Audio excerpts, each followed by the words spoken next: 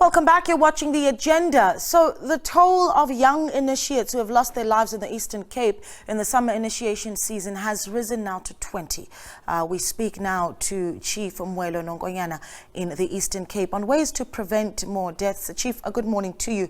Thank you so much for giving us your time. We really do appreciate it. I think your initial response to the deaths that we have seen of these young men, 20, the death toll at this point.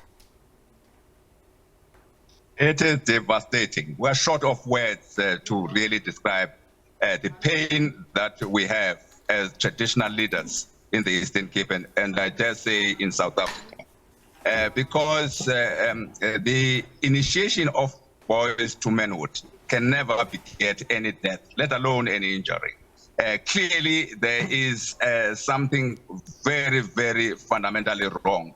And fortunately, when the House of Traditional Leaders was established as far back as 1996 in the Eastern Cape, we established a commission as the House, which was headed by the Nkosi who was our member at that time.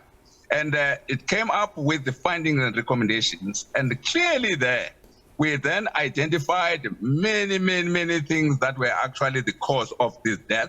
And actually indicated, amongst other things, that the government must actually bestow powers and functions to the institution of traditional leadership in South Africa, particularly in the Eastern Cape, so that we can deal decisively with this, because the custom is administered where it belongs in traditional institutions.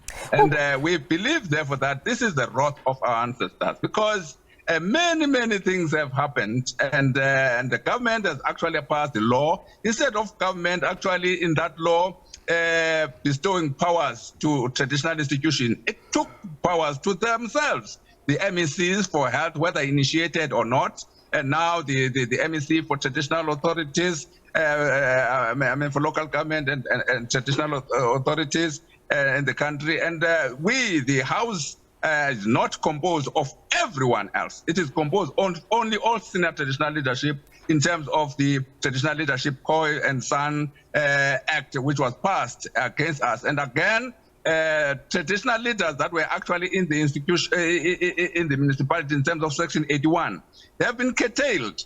And very few, only 3 that participate there. Clearly, there's no monitoring. Clearly, there was no plan. And therefore, we are calling the government to actually have traditional leadership in Daba to deal decisively with this thing. And our view is the view that we told the government as far back as 1996, that this custom must be administered where it must correctly be administered in the traditional authorities. I think 2 questions just coming out of the statement you've just made, Chief Nonkonyana. I think the first one would be, you talked about challenges that you and Nkosi Olomisa really saw in the practice, and perhaps you can unpack what those challenges are that lead to some of the deaths of these young men.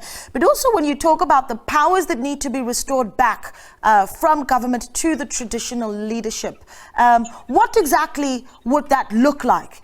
In your view, what would those powers being handed over back to traditional leadership be, and what would that look like, and how would they impact young men who want to go through the process of becoming men? Thank you, Madam. First of all, the Constitution of the Republic of South Africa must be amended. The Constitution of the Republic of South Africa provides only for roles and functions and no powers at all. Yet municipalities, they've got powers and functions.